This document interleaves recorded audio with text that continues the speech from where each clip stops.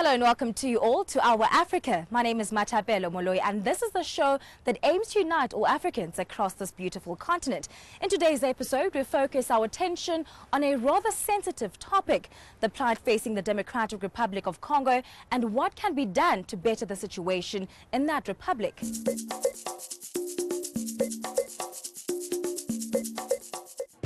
The Democratic Republic of Congo is the largest country in Africa, located on the central part of the continent with a population of over 82 million people. The country was a Belgian colony before it found its independence in 1960. The country has gone through several transitions since gaining independence, but to this day is still subjected to war. The DRC is immense when it comes to economic resources, a blessing that has become a curse. The war in the DRC was fueled by mineral resources with interests from various countries looking to benefit. One of those minerals is columnite tantalite, otherwise known as coltan.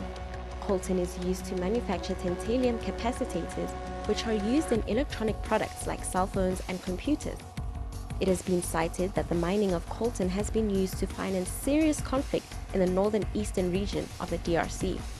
The coltan industry is worth billions of dollars, with prices ranging from $20 and $500 per pound. This mineral is sold in private and unregulated markets, much different from gold, copper, and zinc, making it legal when it is found in possession of it. This mineral is said to be found in every country in the world, with the exception of Antarctica, but the burden of mining it has fallen on undeveloped countries. Most coltan miners don't get paid a minimum wage, and their working conditions are dangerous. In some instances, child laborers have been used to mine this resource. There is also an environmental issue attached to the mining of coltan. Like any other metal, it is contaminated, and with it being pan-mined, it ends up contaminating the water supply, which poses a threat to the ecosystem.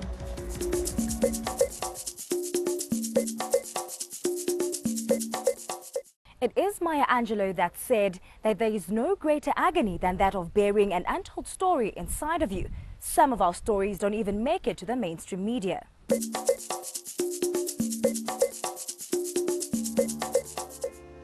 Coltan mining within the DRC is vastly known for human rights violation. Countries like Rwanda, Uganda, and Burundi have been accused of benefiting from the conflict within the Congo associated with this mineral. We spoke to Germain Kahindo, an entrepreneur born in the northeastern region of the Republic. My name is Germain Kahindo. I'm from DRC and I'm from the northeast of DRC in Butembo. That is my village. And I'm in South Africa from 1991 as well as my brother. And I'm living here. Time to time I'm go to DRC. I'm an entrepreneur. I work for myself. Germain came to South Africa to further his studies in the 90s so that he could plow back what he learned in his country of birth. And since 1991, when I came here, I came to study. And then in 1994, I went back home. After went back home, I opened my own company on the ground. I was working first for a big paper journal, Jua. Yes, it's a paper. It's a political paper since 1994. And I worked for that newspaper for 1 year. And then I opened my own, which was a Journal Contact. It was about advertisements. In 1996, things fell apart in the Congo.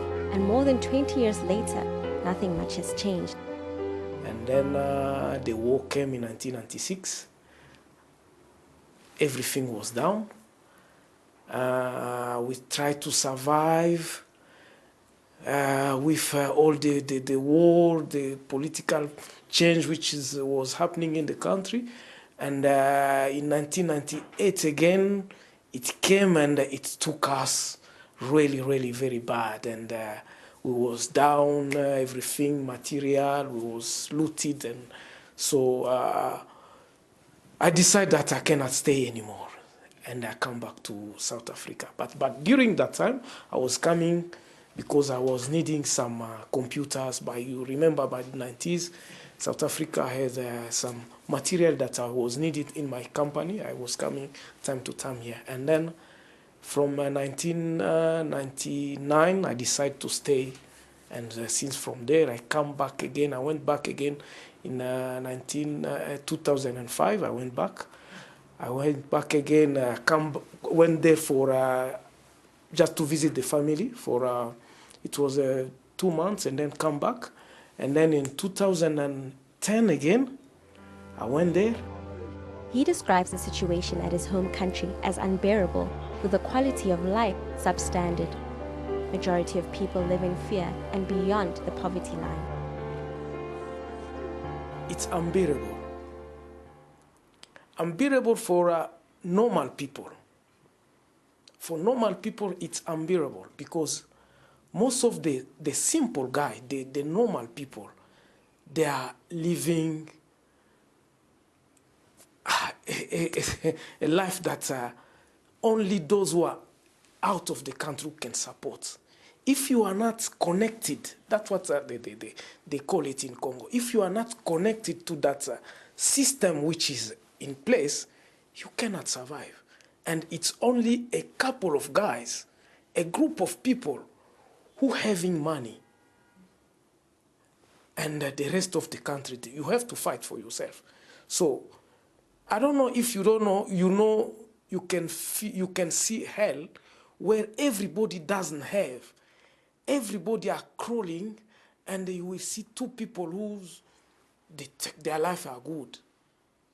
So, for normal people, it's unbearable because of the situation in the country. It's ungovernable. Inasmuch as they were under a dictatorship regime before the war broke out, things were better for the Congolese people. Okay, before the war, there was a respect of the state, for example. People knew that for me to have a document, for me to be a good citizen, I have to pay my tax, I have to respect the police, the police have to protect the population.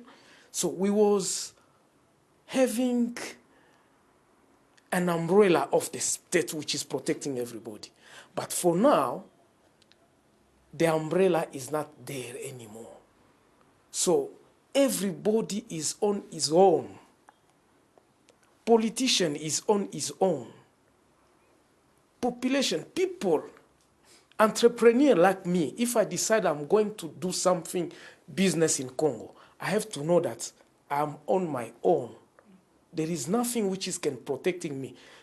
Let's say, for example, let's give an example which is update here in South Africa. You hear that a lady was beaten at the hotel it's a matter of state.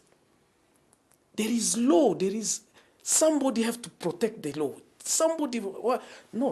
These things are not happening in Congo. In DRC, if you can be killed like a dog. There is no protection. Security is, today, if you go to the internet, every day, in the Kasai, in Beni, people are killed. So, international community news, they don't talk about it anymore. Because there is no umbrella, there is nothing which can protect everybody. The mineral was sold under pretenses, following the war, with the Congolese people only realizing later that there was a mineral being mined without their knowledge.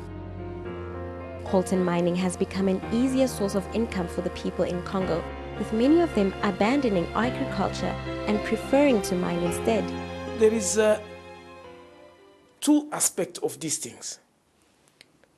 People, when they discover that this is gold, this is what is giving money, they stop going to the agriculture.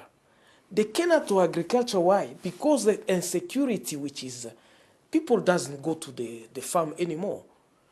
Because they will prefer to go where they can fund mining, which is going to give money so that they can live about it.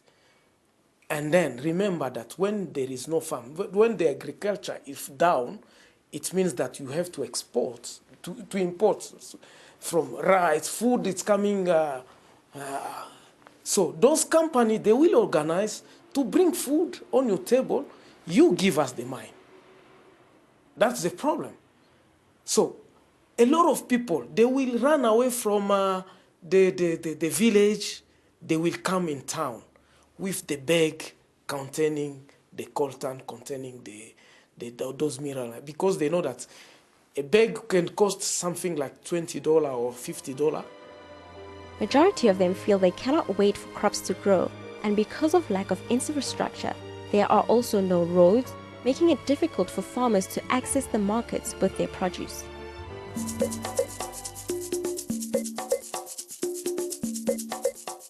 And with that, it's time to take a short break. When we do return, though, we find out what can be done to assist the people living in the DRC. Stay tuned.